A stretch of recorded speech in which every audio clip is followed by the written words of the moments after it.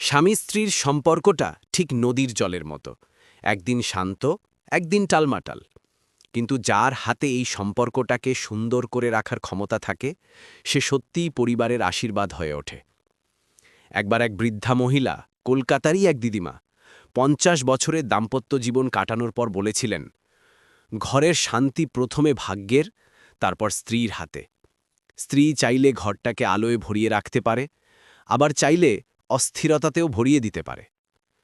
সাংবাদিক তখন কৌতূহল নিয়ে জিজ্ঞেস করলেন, তাহলে রহস্যটা কোথায়? দিদিমা মৃদু হেসে বললেন, রাগের সময় আমি কখনো স্বামীকে পাল্টা কথা বলিনি। মুখ বন্ধ রেখেছি, কিন্তু অবজ্ঞা করে নয়, সম্মান রেখে। আমি জানতাম রাগ মানে তার দুর্বলতা নয়, দিনের ক্লান্তি। তাই তাকে একটু সময় দিতাম। তারপর ধীরে গিয়ে বলতাম, চা খাবেন, একটু বিশ্রাম নিন।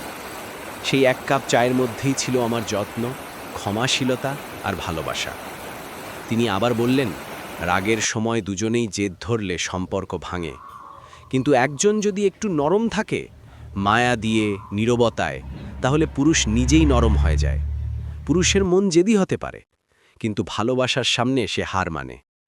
দিদিমার কথাগুলো শুনে মনে হয়েছিল তিনি যেন নিজের জীবনের গোপন ডায়েরিটাই খুলে দিচ্ছেন।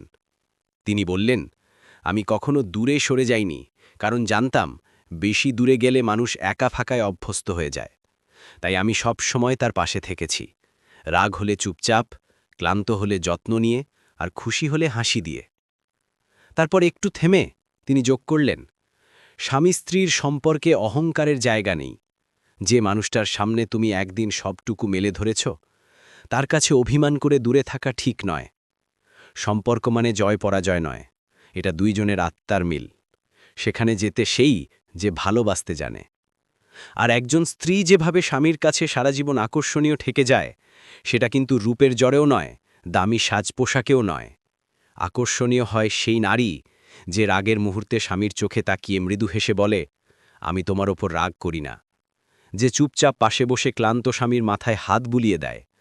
যে মুহূর্তে পুরুষ বুঝতে পারে এই মানুষটাই তার ঘর, তার শান্তি, তার আশ্রয়। একটু নীরবতা, একটু মায়া, আর প্রতিদিন নতুন করে বোনা ভালোবাসা, এই জিনিসগুলোই একজন পুরুষকে সারা জীবন একই নারীর দিকে ফিরিয়ে আনে।